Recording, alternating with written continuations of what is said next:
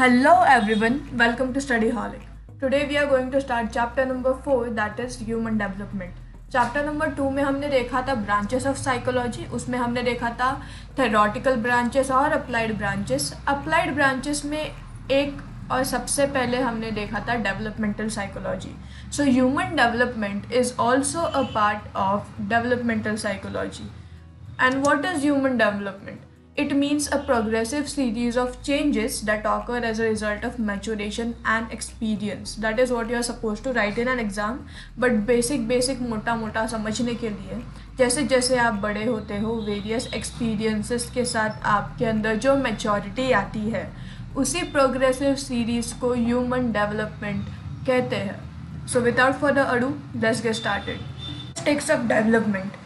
In total, there are 10 characteristics which we are going to study. And also remember, this 4.2 is a good candidate for explain or brief type of question which will end up giving you a lot of marks. So, characteristics of development का पहला point है development follows a specific pattern. अब pattern in the sense क्या कि एक के बाद एक के बाद एक के बाद एक. हाँ, कोई कोई बच्चे कुछ स्टेज उसमें स्किप कर देते हैं पर ओवरऑल द पैटर्न और द सीक्वेंस ऑफ डेवलपमेंट वो सेम रहती है. फॉर एग्जांपल इन्होंने यहाँ दिया है कि एक बच्चा जो होता है वो पहले टर्न ओवर करता है, दैट इज़ पलटी खाता है, उसके बाद वो रेंगता है, उसके बाद वो खड़ा होता है, उसके बाद वो चलने लगता है.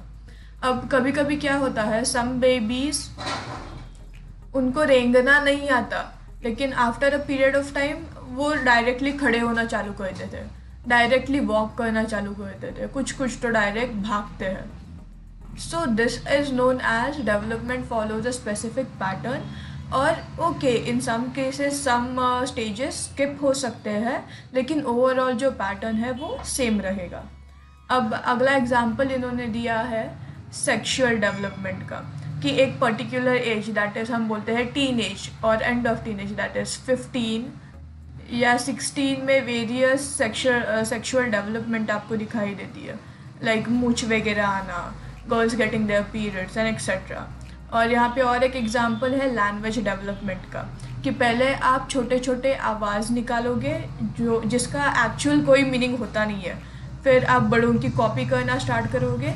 Then actually after babbling like senseless babbling, you start speaking some words and sentences which actually do some sense in our world. Okay, so ऐसे ऐसा प्रोसेस बाय प्रोसेस डेवलपमेंट होती है और एक स्पेसिफिक पैटर्न में होती है. Okay, clear. अब इसके बाद है development takes place in specific direction.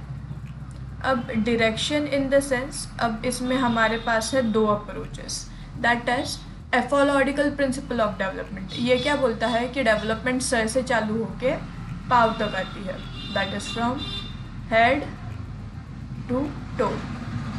This is known as ephological principle of development. अब ये principle direction of growth and development decide करता है और इस प्रिंसिपल के अकॉर्डिंग जो बच्चा होता है उसको पहले कंट्रोल उसके हेड का आता है, फिर उसके हाथ और पाँव का आता है और फिर वो चलना दौड़ना लाइक वो सारे मूवमेंट्स कर सकता है. और उसके बाद में उनके हेड का, फेस मूवमेंट्स का, एक्सप्रेशन का, ये बर्थ के बाद उनको कंट्रोल आने लगता है.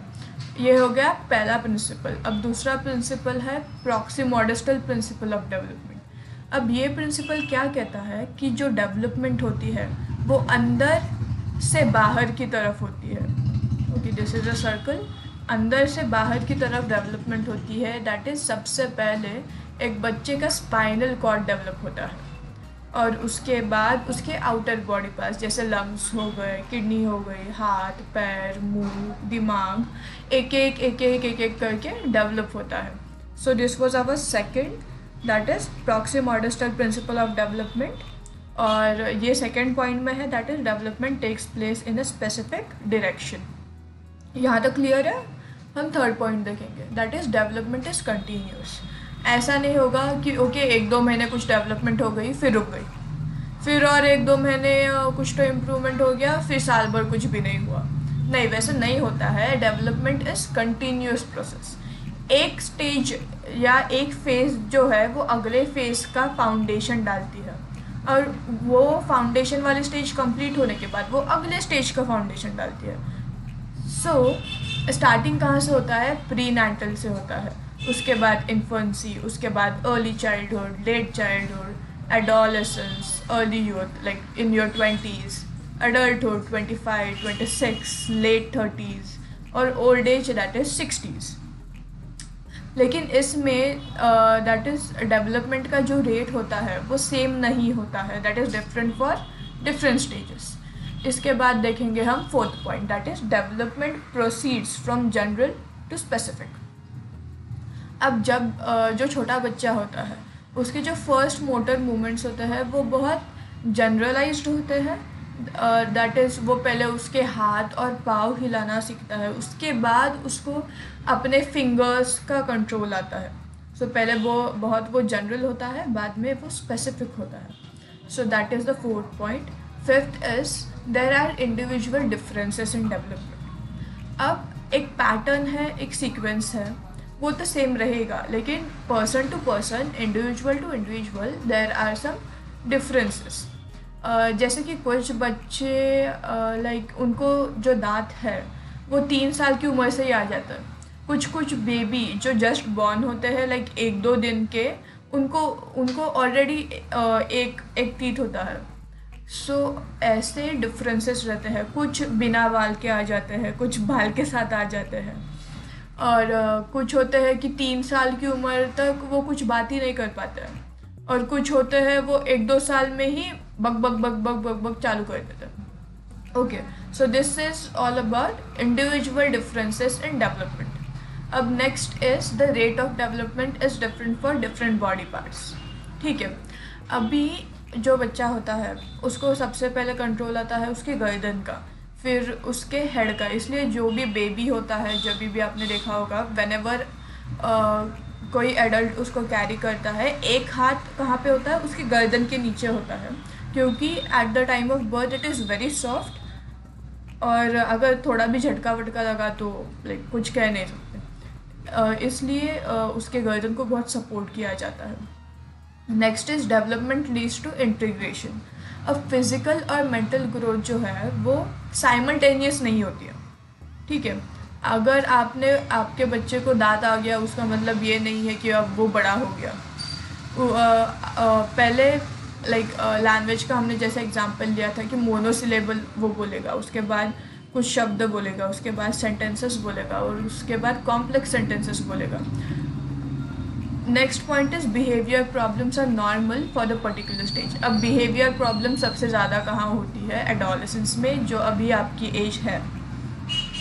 आपको बगावती रहना बहुत पसंद होता है, आपको अपने माँ बाप की बात को सुननी नहीं होती है, and parents think that this is very abnormal. ये पहले तो बहुत अच्छा बच्चा था, अभी क्या हो गया, इसको पूरा बिगड़ गया है। सो बिहेवियर प्रॉब्लम्स उस स्टेज के लिए वो नॉर्मल है कि सब उस फेज से जाते हैं, उनको अपनी लाइफ पर ज़्यादा कंट्रोल चाहिए होता है, किसी की सुननी नहीं होती है। So that is normal. Next point is development is predictable. अभी प्रेडिक्टेबल है कि बच्चा है, लाइक बेबी है तो वो चाइल्ड में कन्वर्ट होगा, चाइल्ड है तो वो एडोलेसेंस में जाएगा, एडोलेसेंस होने के बाद ही will be an young adult, उसके बाद एडल्ट, उसके बाद वो बूढ़ा होके मर जाएगा। This is our general life cycle and this is predictable. अब कुछ लोग जल्दी मर जाते हैं, कुछ लेट तक ज़िंदा रह पाते हैं, that is a different thing, but overall ये एक सिस्टम है, ये एक पैटर्न है जो हर कोई फॉलो करता है। Next is child develops as an unified whole. जो भी उसके पीयर्स होते हैं, लाइक फ्रेंड्स, फैमिली, वहाँ का जो एनवायरनमेंट होता है वो उस इंडिविजुअल के डेवलपमेंट में बहुत ज़्यादा इम्पॉर्टेंट रोल प्ले करता है। क्योंकि देखो, कॉपी आप एग्ज़ाम में करते हो, that is a different thing.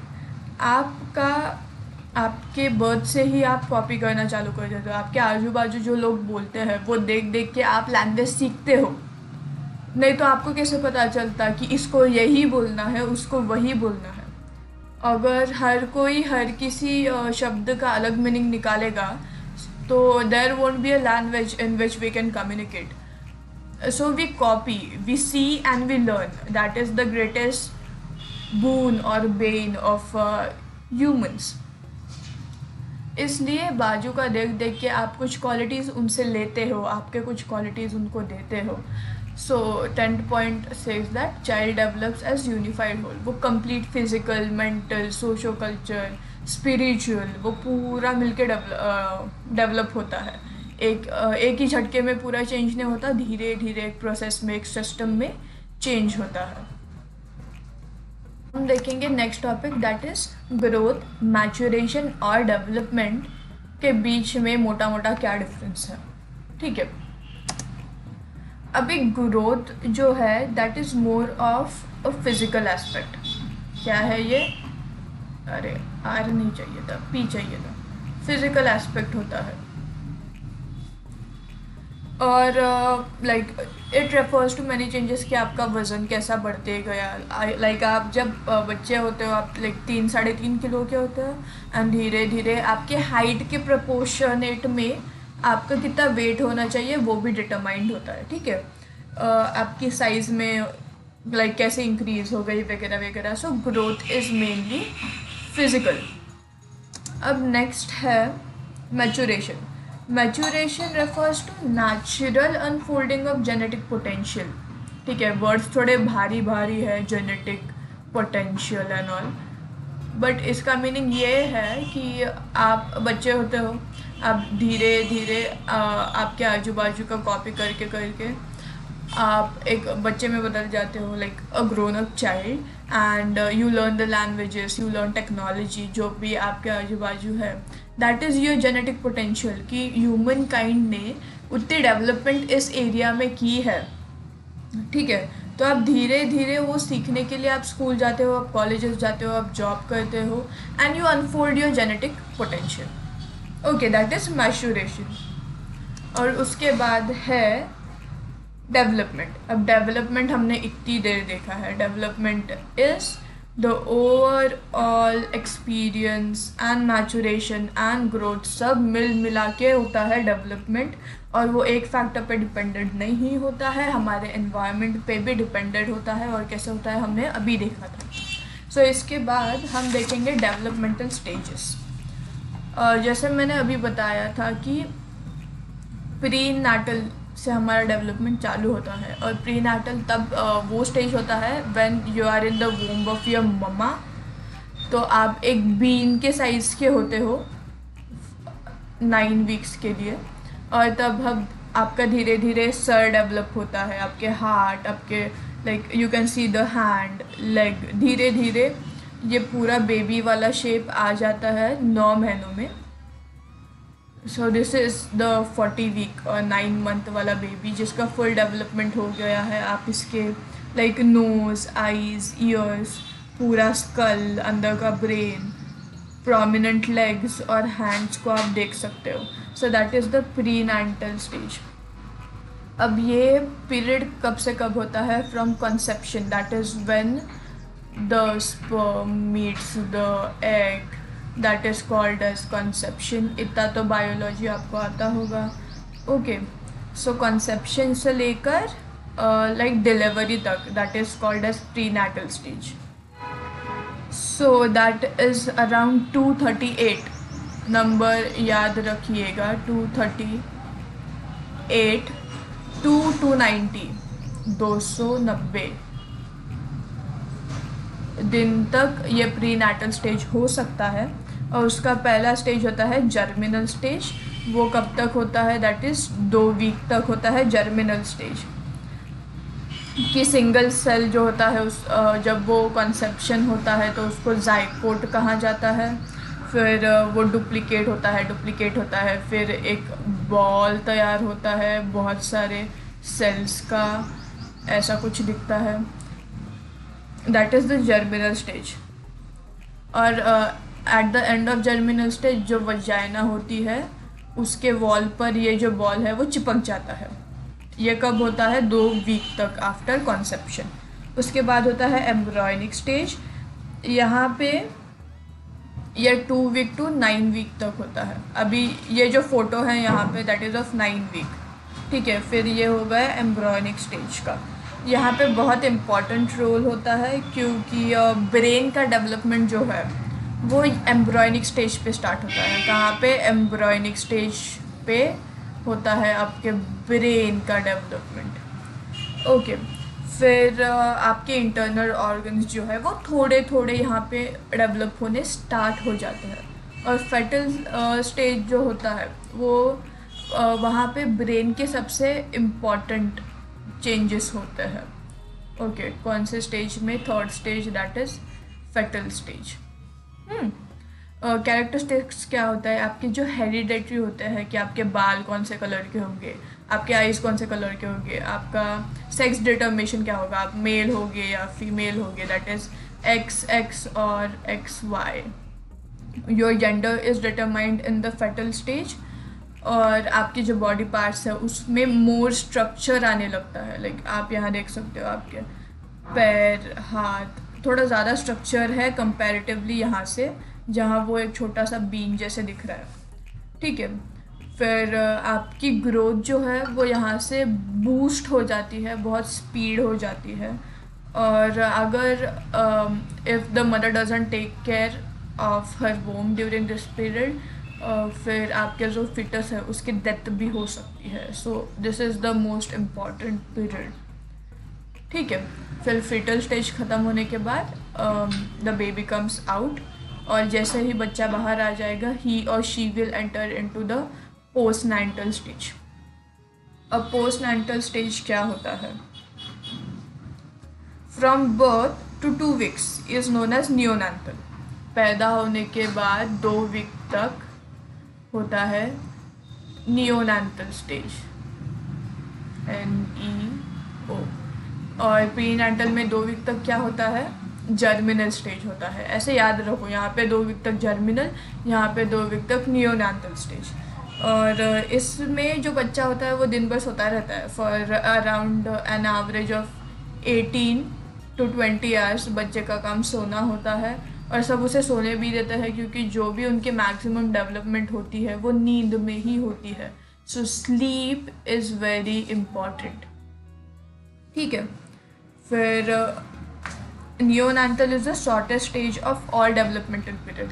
अब पोस्टनैंटल में ये सबसे छोटा होगा, कौन सा होगा? 2 वीक वाला स्टेज, दैट इज़ नियोनैंटल। और इसमें रैडिकल एडजस्टमेंट कि आप इतने दिन तक पेट में थे, आप बाहर आओगे, आप अगर कोल्ड प्लेस में रहते हो तो वहाँ के ठंडी से आपको एडजस्ट करना पड़ेगा।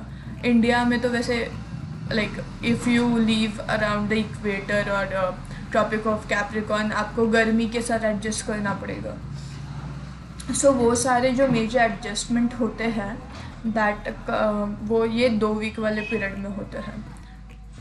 आप फिज़िकली और साइकोलॉजिकली जो है आप ये पूरी चीज़ को समझने का कोशिश करते हो कि कैसे क्या चल रहा है, कौन मेरी मम्मी है, who is my father and things like that. और उसके बाद होता है infancy, that is 2 weeks to 2 years। ठीक है, that is the stage of infancy. आप इसमें आपके जो आजू बाजू लोग हैं वो कौन सी लैंग्वेज बात करते हैं, लाइक हिंदी, इंग्लिश, तेलुगु, तमिल और हरियाणवी, पंजाबी, जो भी लैंग्वेज है, आप उससे थोड़ा सा क्या बोलते हैं, you try to get in contact with those things. आप धीरे धीरे चलना, रेंगना, दौड़ना सीखते हो इन्फेंसी स्टेज में। और उसके बाद दिस इज़ द फाउंडेशन कि आपका बिहेवियर कैसा होगा, आपके इमोशंस कैसे होंगे। इसमें भी आपकी जो फैमिली है, फैमिली का जो एनवायरनमेंट है वो बहुत बड़ा रोल प्ले करता है। और यहाँ पे आपकी रैपिड ग्रोथ होती है, आप दिन भर दूध पीते हो and protein and all, your height increases very steadily, you learn to walk, you learn to run and things like that. आपके बॉडी के ऊपर ज़्यादा कंट्रोल आता है और आप इस समय में सोशलाइजेशन चालू करते हो, आप दोस्त बनाने चालू करते हो जब आप 2 साल के होते हो। उसके बाद आता है आपका अर्ली चाइल्डहुड।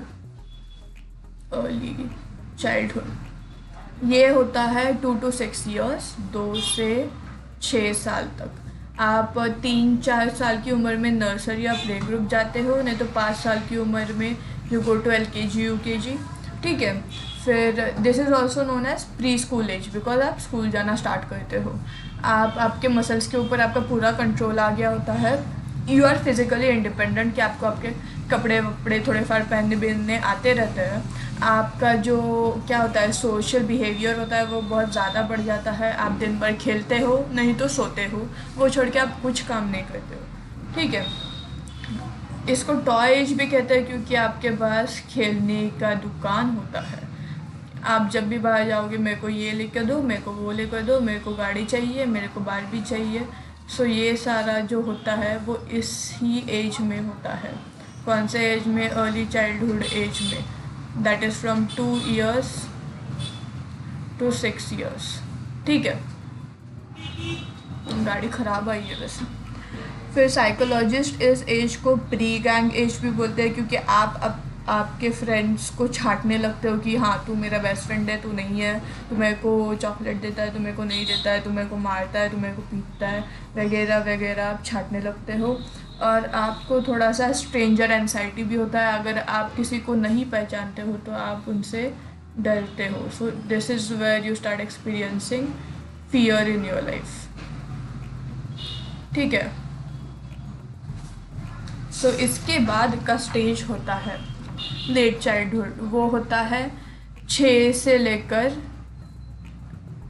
11 साल तक, okay.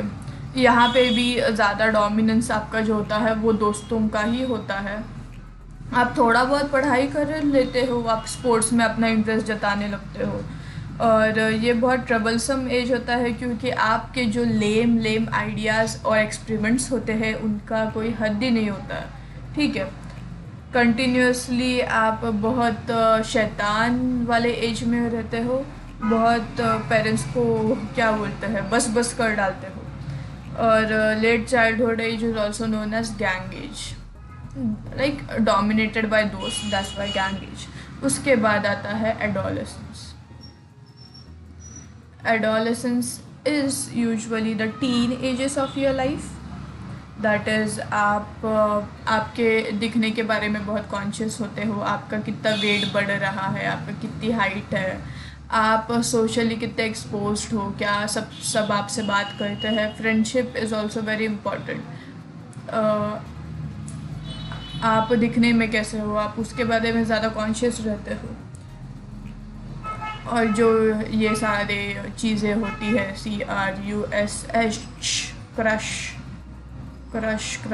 Crush and stuff like that, वो वहाँ से चालू होती है। Then you suddenly want a girlfriend if you are a guy, and you will want a boyfriend if you are a girl. सो ये सारे लफड़ेबाजी, दैट इज़ नॉर्मल, ठीक है, ये सबके साथ होता है, आपके साथ भी हुआ होगा या होता होगा। सो ये सारा कहाँ चालू होता है? एडोलेसेंस में चालू होता है, और ये लाइक 13 से चालू होता है, अराउंड 12-13, और 19 लाइक टीन एज, 13 to 19, कभी कभी 20 तक। So I am at the end of my teenage. So ये सारा जो स्टेज है ख़त्म हो जाएगा, ठीक है, नॉट टू वरी। आपको इसमें क्या इंटरनेट एडिक्शन लग जाती है। I talked about my internet addiction in some last video I guess, या like 6 hours of Instagram, 12-13 hours of YouTube addiction लग जाती है। And when this was happening, I guess I was around 15 years of age. So हो गया मेरा addiction वाला as हो गया। आप कॉलेज ड्रॉप आउट ले लेते हो, लाइक ऐसे बड़े बड़े जो एंटरप्रेन्योर्स है उसने भी अपना कॉलेज कहाँ ही पूरा किया था। आप ये नहीं देखते हो कि वो ऑक्सफोर्ड और हार्वर्ड जैसे बड़े बड़े यूनिवर्सिटीज़ के ड्रॉप आउट है, वो लोकल कॉलेजेस के ड्रॉप आउट्स नहीं थे, बट आप उनको कॉपी करते हो और अपनी ज़िंदगी बर्बाद कर लेते हो, अपने पेरेंट्स के गालियाँ खाते हो। सो ये सब होता है मोटा मोटा एडोलेसेंस में।